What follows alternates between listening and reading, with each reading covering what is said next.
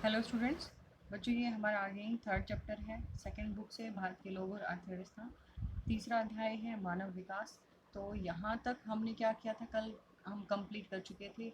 आगे आज हमें पढ़ना था भारत में मानव विकास, कि मनुष्य का जो विकास है भारत में किस स्टेज पर है, हम कहाँ पर, हमारी जो रैंक है वो कहाँ पर है। तो उन सभी को पढ़ते हुए आगे बढ़ते हैं। 120 करोड़ से अधिक जनसंख्या के लोग भारत के साथ भारत मानव विकास सूचकांक के संदर्भ में विश्व के 189 देशों में से 130 के कोटि क्रम पर है। मतलब इसने क्या बताया कि जो भारत की पॉपुलेशन है वो आज के टाइम में तो इससे भी ज़्यादा है, 125 करोड़ है।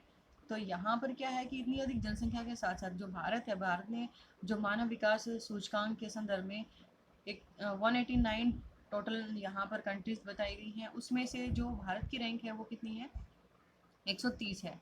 एसडीआई के संयुक्त मूल्य 0.640 के साथ भारत मध्यम मानव विकास वाले देशों की श्रेणी में आता है। कि जो रैंक है, एक तो होते हैं बिल्कुल विकसित देश जो टॉप में होते हैं, एक होते हैं बिल्कुल अल्प विकसित जिन्होंने बिल्कुल भी थोड़ा बहुत विकास किया है। भारत कहाँ पर है, मध्यम की कंडीशन में है। तो यहाँ पर क्या बताया कि जो भारत का मानव विकास है वो मध्यम श्रेणी में है। यहाँ पर जो तालिका दी गई है इसमें बहुत सारे देश हैं जिनके बारे में बताई गई है और भारत के साथ इसकी तुलना की गई है अन्य देशों के साथ। तो यहाँ पर देखो, जो फर्स्ट रैंक है वो किसकी है, नॉर्वे की है। देन जर्मनी है, इसकी रैंक क्या है, 5 रैंक है। संयुक्त राज्य अमेरिका की 13 है। यूनाइटेड किंगडम है। वैसे ही भारत की क्या है, 130 रैंक है। और जैसे हमारे जो पड़ोसी देश है, श्रीलंका भी हमारे से आगे है, चीन है, बांग्लादेश और पाकिस्तान ये हमारे से पीछे हैं रैंक में। तो ये क्या दी गई है, एक रैंक दी गई है भारत की भी। और सबसे पहले नंबर पर कौन है, नॉर्वे, ये आपको ध्यान रखना है। उसके बाद आगे बढ़ते हैं। मानव विकास सूचकांक में निम्न स्कोर का होना गंभीर चिंता का विषय है। कि जो मानव विकास सूचकांक है उसमें जो नीचे से फर्स्ट वाली बात होती है, तो वहाँ पर ये बोला कि जो निम्न स्कोर का होना होता है वो एक चिंता का विषय होता है। किंतु उपागम और राज्यों देशों के सूचकांक मूल्यों के परिकलन के लिए चुने गए सूचकों और उनके कोटि क्रम निर्धारण पर कुछ आपत्तियां उठाई गई हैं। मतलब यहाँ पर कुछ कंडीशंस भी लागू की गई हैं और कुछ में कुछ प्रॉब्लम्स होती हैं उनके रिगार्डिंग, वहाँ पर क्या की गई हैं, कुछ आपत्तियां भी उठाई गई हैं। उपनिवेशवाद क्या है, कि एक देश दूसरे को गुलाम बना लेता है अपनी ताकत के बल पर। साम्राज्यवाद है, नव साम्राज्यवाद है। ऐसे ऐतिहासिक कारकों, मानवाधिकार के उल्लंघन, जहाँ पर मनुष्य के जो अधिकार मनुष्य को मिले हुए हैं उनका उल्लंघन होता है। प्रजाति, धर्म, लिंग और जाति के आधार पर सामाजिक भेदभाव, इन सभी के आधार पर लोगों से जो भेदभाव किया जाता है। और उसके साथ साथ जैसे सामाजिक और सांस्कृतिक कारक हैं, जैसे अपराध, आतंकवाद, युद्ध जैसी सामाजिक समस्याएं, राज्य की प्रकृति, सरकार का स्वरूप, सशक्तिकरण का स्तर, जैसे राजनीतिक कारकों के प्रति संवेदनशीलता का अभाव जैसे कुछ कारक हैं जो मानव विकास की प्रकृति के निर्धारण में निर्णायक भूमिका निभाते हैं। मतलब ये सारी कंडीशंस होती हैं कि जो किसी मानव के विकास को बताती हैं कि वहाँ पर मानव विकास कितना हो सकता है। तो ये क्या होते हैं, ये सारे कारक होते हैं जो मानव विकास की प्रकृति को निर्धारित करने में अपनी निर्णायक भूमिका निभाते हैं। भारत तथा अनेक विकासशील देशों के संबंध में इन पक्षों का विशेष महत्व है। कि भारत के साथ साथ और जो विकासशील देश हैं जो अपना विकास करने में लगे हुए हैं, विकसित और विकासशील दो अलग अलग बातें हैं। विकसित का मतलब जो अपने आप को डेवलप कर चुके हैं, और विकासशील का मतलब है कि जो अभी अपने आप को विकसित करने में लगे हुए हैं। तो भारत क्या है, एक विकासशील देश है। यूएनडीपी द्वारा चुने गए सूचकों का प्रयोग करते हुए भारत के योजना आयोग ने भी भारत के लिए मानव विकास रिपोर्ट तैयार की है। यहाँ पर सबसे पहले प्रयास किसने किया था, यूनाइटेड नेशंस डेवलपमेंट प्रोग्राम, इसने सबसे पहले ट्राई की थी। लेकिन अब क्या है, भारत में भी ये योजना आयोग के द्वारा, योजना आयोग का अब जो नाम है वो नीति आयोग है। तो इसने भी क्या किया है, भारत के लिए मनुष्य के विकास की रिपोर्ट तैयार की है। भारत ने अपने स्तर पर ह्यूमन डेवलपमेंट इंडेक्स है जिसने अपने स्तर पर इसकी रिपोर्ट तैयार की है। इसमें राज्यों और केंद्र शासित प्रदेशों को विश्लेषण की इकाई के रूप में प्रयोग किया गया है। यहाँ हम किसको देखते हैं, राज्यों को और केंद्र शासित प्रदेश को लेकर, वहाँ पर उनके विकास के स्तर को देखा जाता है। तदंतर जिलों की विश्लेषण की इकाई मानते हुए प्रत्येक राज्य सरकार ने भी मानव विकास रिपोर्ट करना आरंभ कर दिया है। और इसके साथ साथ क्या है, जो प्रत्येक राज्य सरकार है उसने भी मनुष्य के विकास की जो रिपोर्ट है उसको तैयार करना शुरू कर दिया है। यद्यपि भारत के योजना आयोग ने अंतिम मानव विकास सूचकांक का परिकलन, जिनके बारे में आप पहले ही अपने फर्स्ट बुक मानव भूगोल के मूल सिद्धांत में पढ़ चुके हैं, उन 3 सूचकों के आधार पर क्या है। इस रिपोर्ट में आर्थिक उपलब्धि, सामाजिक सशक्तिकरण, सामाजिक वितरण, न्याय, अभिगम्यता, स्वास्थ्य और राज्य द्वारा चलाए जा रहे विभिन्न कल्याणकारी उपायों जैसे सूचकों की भी चर्चा की गई है। तो यहाँ पर ऐसा कुछ खास नहीं है, उसमें है अब है आर्थिक उपलब्धियों के सूचक। आर्थिक उपलब्धि मतलब जिसमें जो हमारी इनकम है उसके बारे में बताना है। तो समृद्ध संसाधन आधार, इन संसाधनों तक सभी विशेष रूप से निर्धन, पद, दलित और हाशिए पर छोड़े गए लोगों की पहुंच उत्पादकता, कल्याण और मानव विकास की कुंजी है। इसमें क्या बताया कि जो संसाधन है उन संसाधनों तक सबकी पहुंच होनी चाहिए। निर्धन, विशेष रूप से जो निर्धन लोग हैं, जो गरीब तबके के लोग हैं, जो दलित हैं और जो हाशिए पर मतलब जिन्हें विकास में पीछे धकेल दिया गया है, उन सभी लोगों के विकास की यहाँ पर ज़रूरत है। उसके बाद है विगत वर्षों में भारत में प्रति व्यक्ति आय और उपभोग व्यय में वृद्धि हुई है। जो प्रति व्यक्ति आय है और जो उपभोग है दोनों में वृद्धि हुई है, जिसके कारण गरीबी रेखा से नीचे रहने वाली जनसंख्या के अनुपात में लगातार गिरावट आई है। कि यहाँ पर जो लोग गरीबी रेखा से नीचे हैं उनका जो जनसंख्या का अनुपात है उसमें कमी आई है। वर्ष 2011-12 में गरीबी रेखा से नीचे रहने वाले लोगों का प्रतिशत ग्रामीण क्षेत्र में 25.7% था। इसने क्या बोला कि 2011-12 की पॉपुलेशन की बात हो रही है कि वहाँ पर जो गरीबी रेखा से नीचे रहने वाले लोग थे उनका गांव जो ग्रामीण क्षेत्रों में रहने वाली पॉपुलेशन थी वो कितनी थी, 25.7% थी, और शहरों में रहने वाले 13.7% थे, और यदि हम पूरे देश की माने तो 21.9% थे।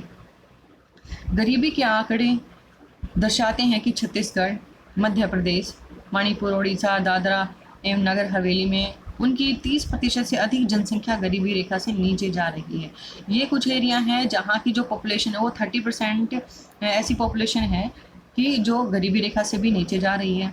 गुजरात, हरियाणा, जम्मू और कश्मीर, महाराष्ट्र, मेघालय, नागालैंड, राजस्थान, तमिलनाडु, त्रिपुरा, उत्तराखंड, पश्चिम बंगाल में उनकी जनसंख्या का 10% से 20% गरीबी रेखा से नीचे है। और यहाँ ये जो एरिया है इनमें क्या है, यहाँ की तो 30% थी, यहाँ क्या है 10 to 20 के बीच में है कि यहाँ 10 से लेकर 20% जनसंख्या ऐसी जो गरीबी रेखा से नीचे है।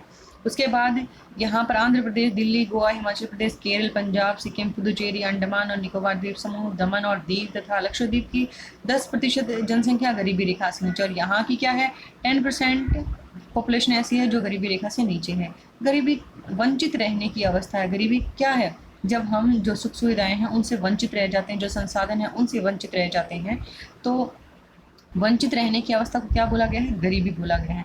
निरपेक्ष रूप से यह व्यक्ति की सतत स्वस्थ और यथोचित उत्पादक जीवन जीने के लिए आवश्यक जरूरतों को संतुष्ट न कर पाने की असमर्थता को प्रतिबिंबित करती है। किसी देश का सकल घरेलू उत्पाद उस देश की जीवन की गुणवत्ता को पूरी तरह प्रतिबिंबित नहीं कर सकता। जो जीडीपी होती है वो किसी भी देश की जो गुणवत्ता है उसको पूरी तरह से प्रतिबिंबित नहीं कर सकती।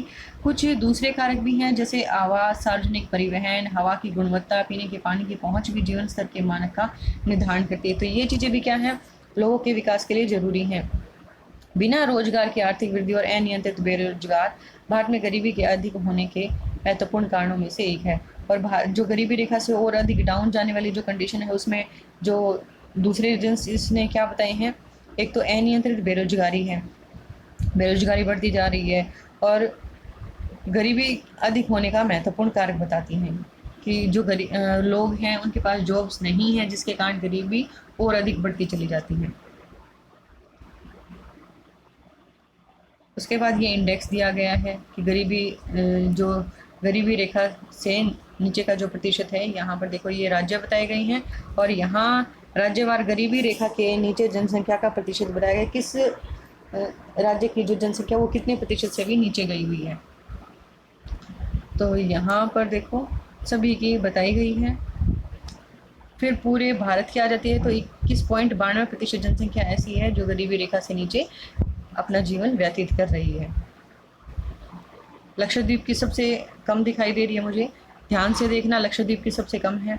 उसके बाद है स्वस्थ जीवन के सूचक, कि जो स्वस्थ जीवन होता है उसके सूचक कौन कौन से हैं। स्वस्थ जीवन के सूचक देखो, रोग और पीड़ा से स्वस्थ मतलब हमारा जो स्वास्थ्य है वो स्वस्थ होना चाहिए। रोग और पीड़ा से मुक्त जीवन और यथोचित दीर्घायु एक स्वस्थ जीवन के सूचक है, कि ऐसा जीवन होना चाहिए कि हम बीमारियों से और पीड़ा से मुक्त हों, ऐसे जीवन को जिसमें लंबी आयु हो तो वो स्वस्थ जीवन के सूचक माना गया है। शिशु मृत्यता और माताओं में प्रजननोत्तर मृत्यु दर को घटाने के उद्देश्य से पूर्व और प्रसवोत्तर स्वास्थ्य सुविधाओं की उपलब्धता, वृद्धों के लिए स्वास्थ्य सेवाएं, पर्याप्त पोषण और व्यक्तियों की सुरक्षा में स्वस्थ और लंबी जीवन के कुछ महत्वपूर्ण माप है कि जो शिशुओं की जो मृत्यु होती जा रही है और माताओं में बच्चों को जन्म देने के टाइम पे जो उनकी मृत्यु दर है उसको कम करने के लिए के उद्देश्य से पूर्व और प्रसव उत्तर की बच्चे के जन्म से पहले और जन्म के बाद में जो स्वास्थ्य की सुविधाएं हैं उनको उपलब्ध कराना और जो वृद्ध व्यक्ति हैं उनके लिए स्वास्थ्य की सेवाएं उपलब्ध कराना, पर्याप्त पोषण, पौष्टिक भोजन उपलब्ध कराना, व्यक्तियों की सुरक्षा एक स्वस्थ और लंबे जीवन के कुछ महत्वपूर्ण माप माने गए हैं। तो ये थे स्वस्थ जीवन के सूचक। उसके बाद है स्वच्छ भारत मिशन। इसमें क्या बताया कि कारखानों से निकलने वाले विषैले और जैविक क्रियाओं से नष्ट न होने वाले कचरे, शहरों के सिवर तथा खुले में शौच आदि के कारण स्वास्थ्य से संबंधित बहुत से खतरे पैदा होते हैं कि जो फैक्ट्रियां हैं उनसे जो मल निकलता है और खुले में जो शौच किया जाता है, शहरों के जो शिविर हैं वो सारे क्या हैं, स्वास्थ्य से संबंधित खतरे, बहुत से खतरे पैदा करते हैं। भारत सरकार ने इन समस्याओं का समाधान करने के लिए बहुत से कदम उठाए हैं, जैसे स्वच्छ भारत मिशन उनमें से एक है। स्वस्थ मस्तिष्क एक स्वस्थ शरीर में निवास करता है। जो स्वस्थ मस्तिष्क होता है वो किस में निवास करेगा, जो बीमारियों से फ्री जो शरीर होगा उसमें। और एक स्वस्थ शरीर के लिए स्वच्छ वातावरण, विशेष रूप से स्वच्छ हवा, पानी, शोर मुक्त माहौल और स्वच्छ परिवेश प्राथमिक हमारी आवश्यकताएं हैं। नगर निगम के कचरे, उद्योगों से निकलने वाले प्रदूषित जल और परिवहन से निकलने वाले धुएं आदि शहरों में प्रदूषण के मुख्य स्रोत माने गए हैं। ग्रामीण इलाकों और शहरों में झुग्गी झोपड़ियों में खुले में शौच प्रदूषण के मुख्य स्रोत हैं। भारत सरकार ने प्रदूषण रहित बनाने के विचार से स्वच्छ भारत अभियान चलाया कि जो भारत है हम उसको क्या करें, प्रदूषण रहित बनाएं कि वहाँ पर किसी भी प्रकार का कोई प्रदूषण ना हो। स्वच्छ भारत अभियान का उद्देश्य देश को खुले में शौच से मुक्ति की जो ओपन्स में जो ओपन टॉयलेट्स हैं उनको ख़त्म किया जाए। नगर निगम के 100% ठोस कचरे का वैज्ञानिक तरीके से उचित प्रबंधन कि नगर निगम के द्वारा जो कचरा है, हार्ड कचरा है, उसको साइंटिफिक तरीक़ों से उसका उचित प्रबंध किया जाए। घरों में शौचालय की, टॉयलेट्स की व्यवस्था हो, सामुदायिक शौचालय हों, सार्वजनिक शौचालयों का निर्माण कराया जाए। ग्रामीण भारत में घरों से होने वाले प्रदूषण को कम करने के लिए साफ ईंधन के तौर पर एलपीजी का सुलभ हो कि जो लकड़ियां हम जलाते हैं उससे भी क्या होता है, एयर पॉल्यूशन होता है, तो वो ना हो इसलिए एलपीजी को उपलब्ध करवाना। Liquid petroleum gas connection provide करवाना। जल से होने वाले रोगों की रोकथाम के लिए प्रत्येक घर में पीने लायक जल की व्यवस्था करना कि जो जल से बीमारियां होती हैं वो ना हो, इसलिए प्रत्येक घर में जल की व्यवस्था करवाना। अपरंपरागत ईंधन के स्रोत जैसे पवन तथा सौर ऊर्जा को बढ़ावा देना और ऐसे स्रोतों को बढ़ावा देना जो अपरंपरागत ईंधन के स्रोत हैं, जैसे इनमें कौन कौन से हैं, पवन है और सौर ऊर्जा है। अब ये साक्षरता दर का डायग्राम दिया गया है कि वहाँ यहाँ पर राज्य का नाम दिया गया है, यहाँ पर कुल साक्षरता और यहाँ स्त्री साक्षरता, इसमें जो टोटल पॉपुलेशन है वो कितनी साक्षर है और यहाँ पर स्त्रियों की साक्षरता कितनी है। तो इसमें भी देखना आपको केरल सबसे आगे मिलेगा क्योंकि साक्षरता के मामले में केरल सबसे आगे है। देखो यहाँ पर है केरल, यहाँ की जो टोटल पॉपुलेशन है वो 93.91 है और जो लेडीज़ हैं वो 91.98 है। ये आपके मैप के क्वेश्चन में भी है कि हेल्थ के मामले में, एजुकेशन के मामले में, सब में आगे कौन है, केरल सबसे आगे है।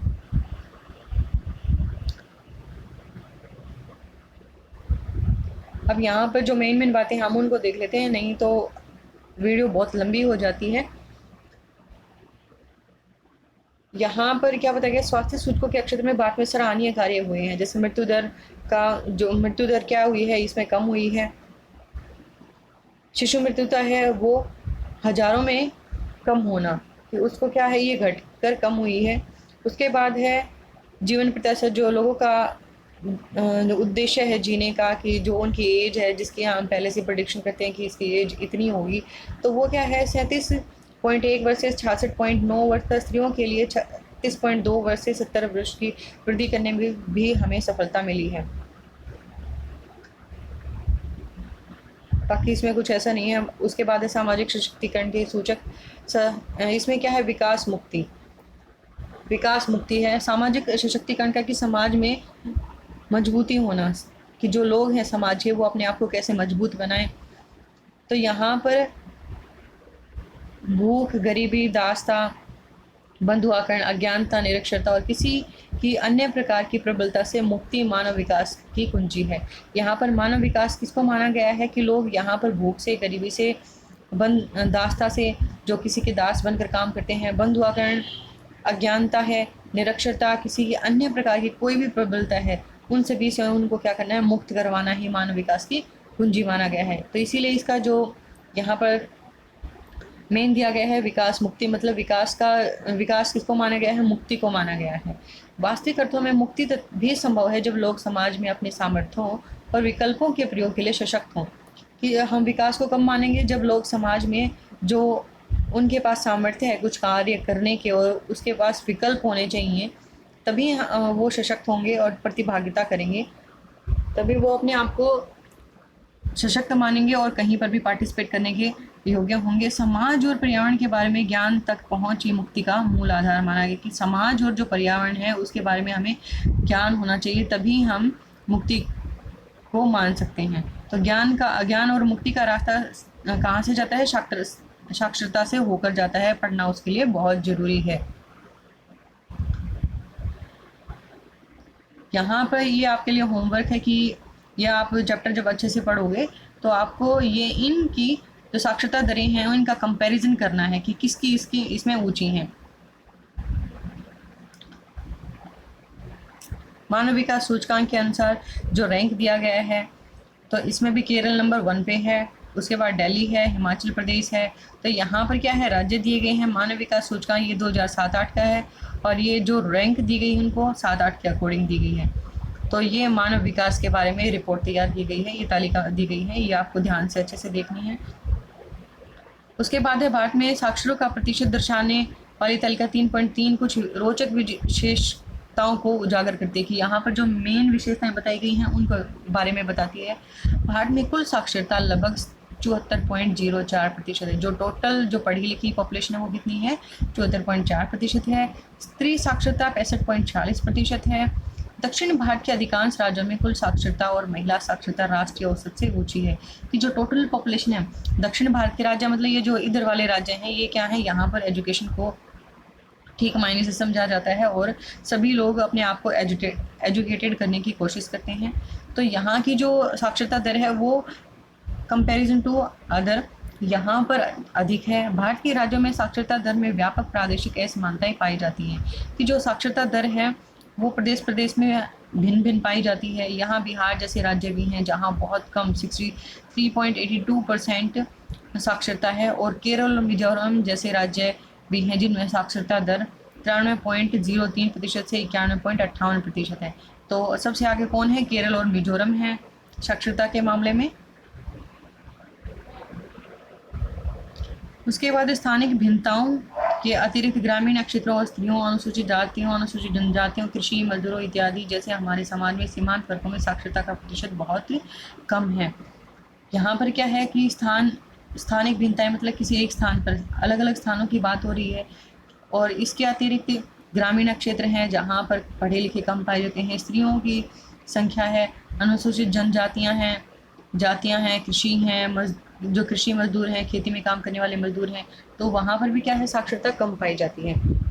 यहाँ पर उल्लेखनीय है कि यद्यपि सीमांत वर्गों में साक्षरों का प्रतिशत सुधरा है, तथापि धनी और सीमांत वर्गों की जनसंख्या के बीच अंतर समय के साथ बढ़ा है। यहाँ पर जो डिफरेंस है वो भी बढ़ा है। अब उसके बाद है भारत में मानव विकास सूचकांक। भारत को मध्यम मानव विकास दर्शाने वाले देशों में देखा गया है, हमने पहले पढ़ा था।